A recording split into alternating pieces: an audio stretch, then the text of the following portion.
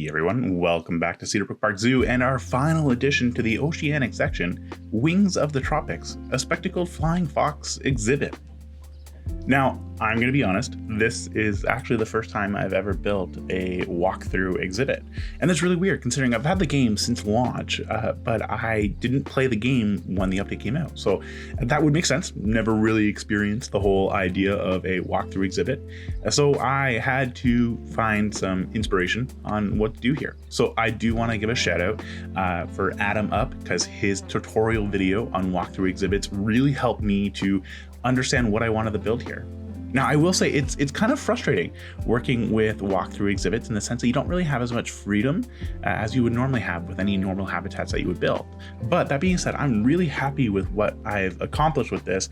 And hey, I hope you really learned something from this because that's always the important thing.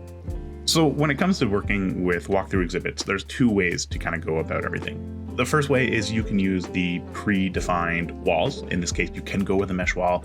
They don't look bad, but they are a box, and boxes just don't really jive with me. Not a huge fan of them. So alternatively, you can create your own mesh walls and stuff like that. And I have to say, working with mesh is a frustrating experience. And for those who are just starting off, you're going to hate it. And the reason why is because they're so thin. When you look at it a certain direction, you won't see them. So we make do with what we have. And I've created this. And again, I just want to say thank you to Adamup because this is his design and it really helped me out. So with our mesh walls kind of set up, we're ready to go there. Wanted to create a really cool fence idea, and I stumbled across the idea of utilizing the net pieces that are part of the new DLC as the base for our fence, utilizing those poles as well, so the wood beams, and then creating some hooks with these conservation pieces. So that's kind of what's holding everything together. Now, on top of that, we utilize the rough rope piece at the very top. And this actually acts as a top of our barrier, because whenever you think of a guest barrier, you always need something kind of at the top, holding everything together or bringing everything together in this case. And it was a very quick habitat barrier for our guests. And I'm really liking how it kind of worked out. Now, the really cool thing with this is you can also go through and add some flair to it. You can dye the wood a different color, things like that. And it kind of creates a really unique barrier that's not too hard to create, which is always important. Now, when I think about exhibits or walk-through habitats in my normal zoo, my local zoo, which is not so local, they're quite large, but they're also not just mesh walls. They break it up a lot, and I wanted to do the same thing here. So I utilized some plaster walls to act as the rear of our walk-through exhibit. And this is going to allow us to add a little bit of additional flair within the actual habitat itself, and you're going to see that later in the speed build. But it also allows us to place some additional staff facilities there in the future. Specifically our staff restroom, which is something we don't have here, and we can chalk that up to poor planning on my part. Now, when it comes through walkthrough exhibits, they're pretty unique in the sense that there's such a small area to work with. You don't really have as much freedom. You can't extend out in particular areas, which really means that you have to rely on some foliage or additional pieces that you can place outside the habitat to create a more inviting and welcoming area. So for me, that starts off with a fun little curved path. And I'll use the term fun. It's not fun making a curved path with plaster pieces. It's a kind of a exercise of frustration. But this is something that we have to go with for the rest of the build because we started this. We've made our bed. We now have to lie in it. Now, on top of that, I wanted to change process. And initially, I wasn't going to have a whole lot of foliage here, but I changed my mind. We're going to have foliage everywhere. So we copied the rest of the barrier all the way around. And part of that is just to kind of create something that's going to guide people into the habitat. Now, when you think of these types of habitats, normally you would want to have them go in one direction. You want to have an entrance on one side and exit on the other side.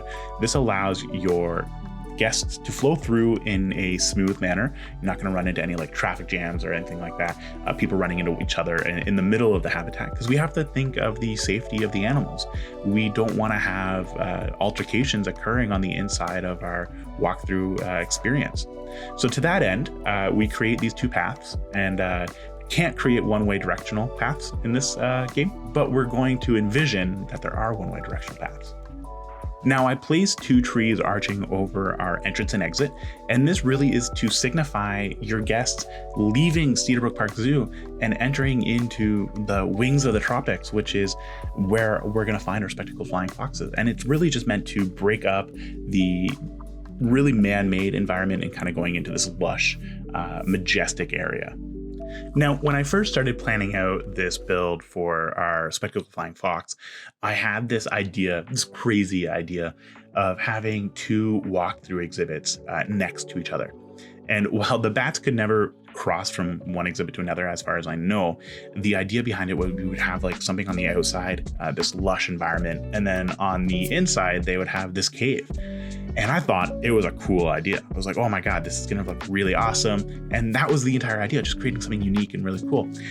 But as I mentioned, I love to do research on the animals that I build habitats for. And I was pretty disappointed to find out that flying foxes roost in trees. They don't roost in caves. And that really changed up a lot of my plan for this entire zoo.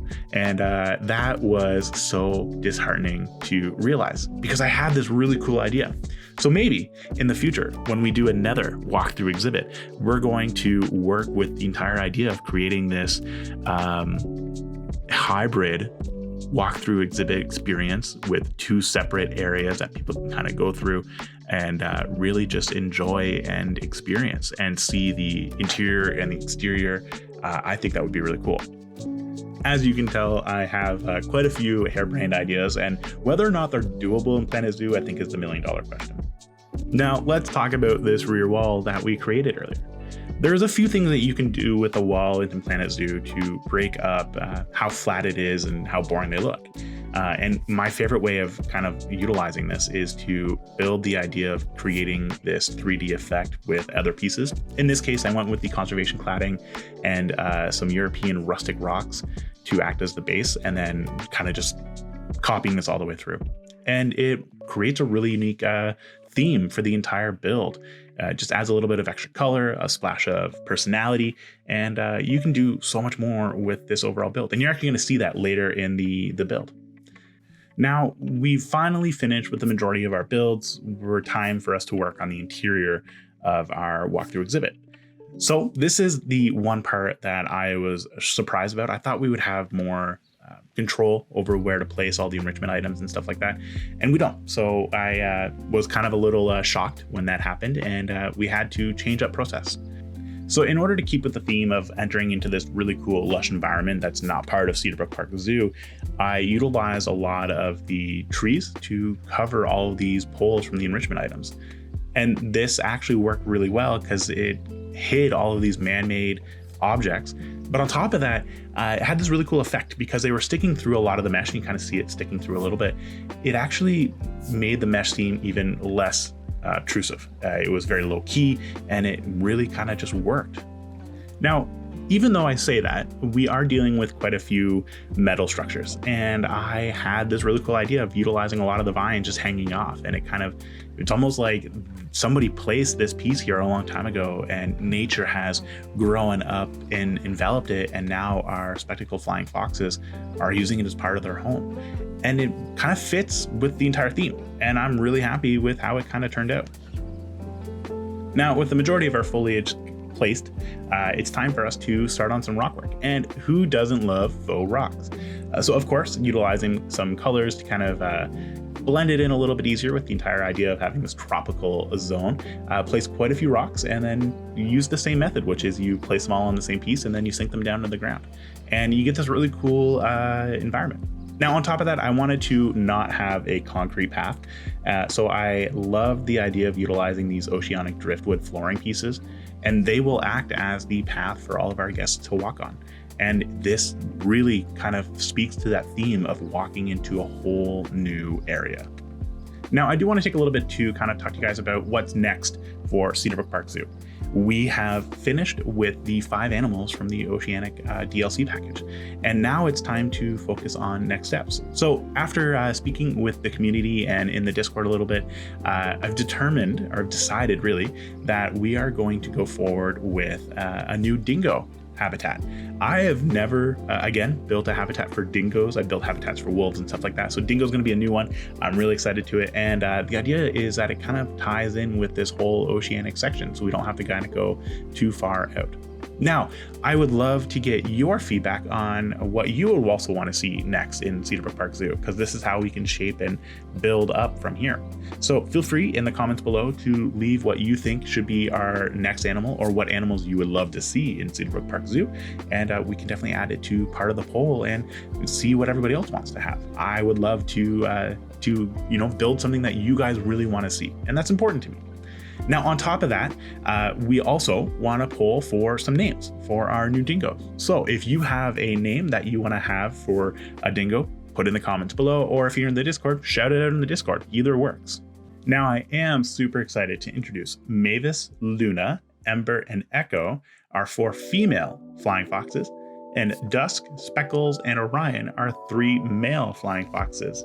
So I do want to say thank you to everybody who submitted some name ideas for our newest edition, and I look forward to reading all the names for our new dingoes for when they join Cedarbrook Park Zoo. Now, similar to our last video, we are going to have some cinematic shots of the final build, and you are going to notice minor differences, and these are really driven by feedback from the Discord. Now, speaking of the Discord, feel free to join. We talk all things Planet Zoo, and if you have build ideas or just want to get advice, all are welcome. We also have some really fun challenges with rewards for winners on a monthly basis. I also want to say thank you to everyone who's watched my videos and provided feedback. It really helps to shape the channel and the community.